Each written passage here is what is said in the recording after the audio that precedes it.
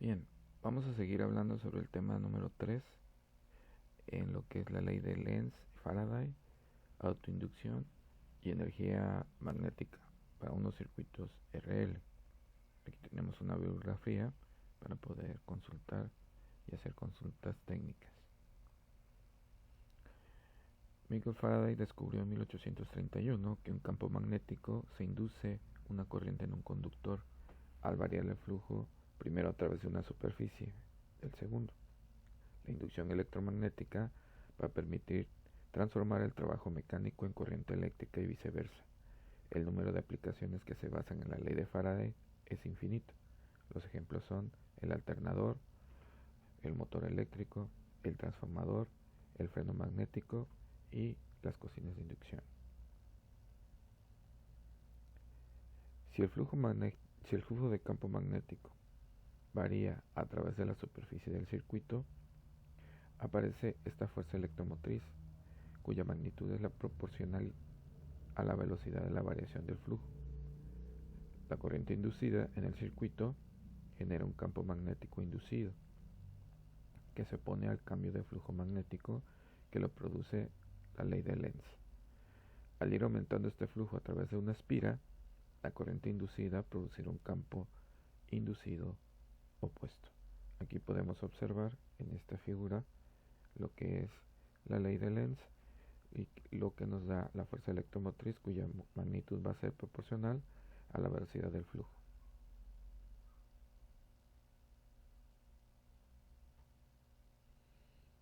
En este caso, al ir disminuyendo el flujo a través de la espira, la corriente inducida producirá un campo inducido que tendrá el mismo sentido que la genera la fuerza electromagnética. Estos dos casos, el flujo magnético va a variar porque la intensidad del campo magnético atraviesa la superficie de la espiral.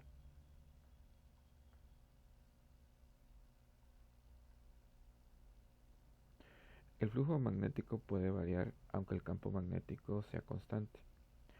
En este caso, la variación se produce porque varía la superficie a través del cual se produce el flujo. Por ejemplo, en el circuito que nosotros tenemos abajo, tiene un lado móvil y un lado constante. La superficie del circuito va a aumentar con el tiempo. Al aumentar la superficie, aumenta el flujo y por tanto induce la corriente y se genera un campo magnético que se opondrá a este aumento de flujo.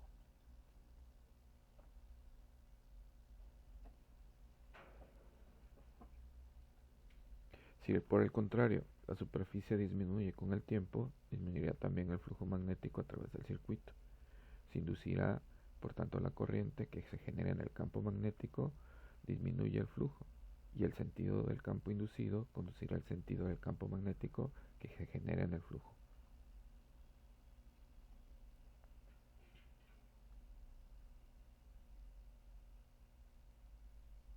Ahora, los electrones libres de la barra van a hacer la fuerza Lenz. Esta fuerza que se da en el desplazamiento de la carga, ya que los electrones se van a mover hacia el extremo interior de la barra, quedando el extremo superior con exceso de carga positiva. Así aparece el campo eléctrico, que se origina una fuerza que contrarresta la fuerza debido al campo. Como la fuerza neta está actuando sobre los electrones, en la barra metálica será nula. Como existe un campo eléctrico inducido, ha de existir una diferencia de potencial entre los extremos de la barra dada.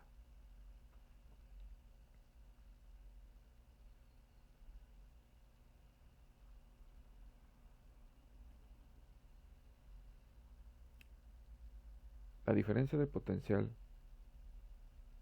automotriz que acabamos de deducir se puede obtener también aplicando la ley de Lenz-Faraday. El flujo magnético va a ser igual a lo que es la expresión que tenemos ahí. De acuerdo a la ley de Faraday, la fuerza automotriz inducida será la que tenemos en la expresión. En las expresiones exteriores se supone que no pasa la corriente a través de la varilla, por lo que la fuerza electromotriz va a ser absoluta al voltaje. En caso contrario, siendo R la resistencia de la varilla móvil. o la distancia.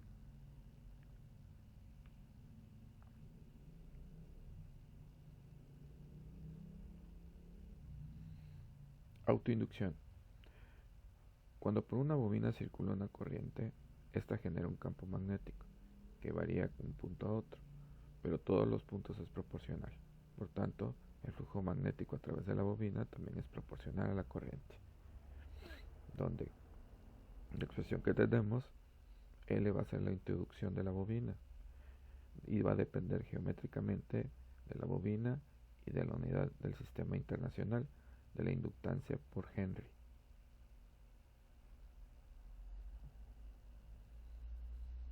En el sistema internacional, la unidad inducida es el Henry.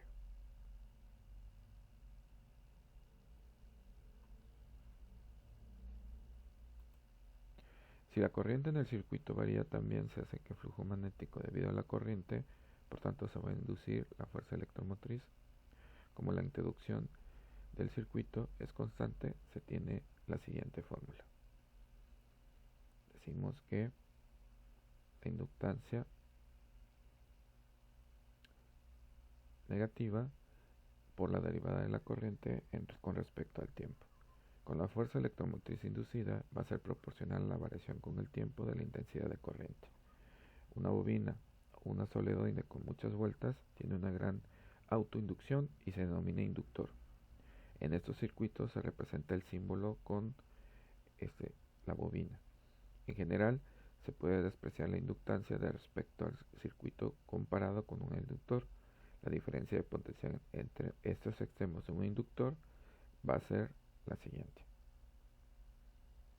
donde R la resistencia interna del inductor.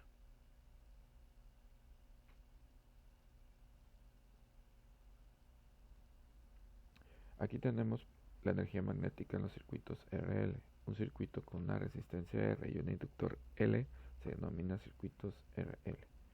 Si aplicamos la ley de Mayas por la segunda ley de Kirchhoff, vamos a obtener el siguiente resultado, donde la potencial que va a suministrar la energía, vamos a tener una potencia disipada en la resistencia y una energía que incide en el inductor por un campo magnético en tiempo.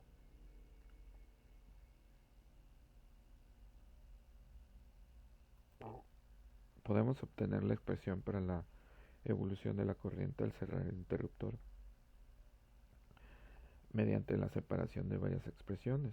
Aquí tenemos expresiones en las cuales nos van a decir cómo está la corriente en un tiempo determinado, y en caso de ruptura del circuito vamos a tener la siguiente expresión. Nuevamente, para ser integrado por separación de variables, vamos a obtener en constante de tiempo a la siguiente expresión, y si es en infinito o el tiempo es igual a 0.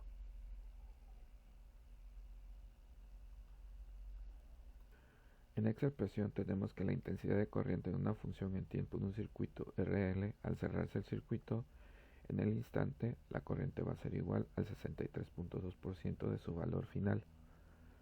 En este otro tenemos que la intensidad de corriente en la función del tiempo del circuito RL, al abrirse el circuito, en el instante la corriente será 36.8 de su valor inicial.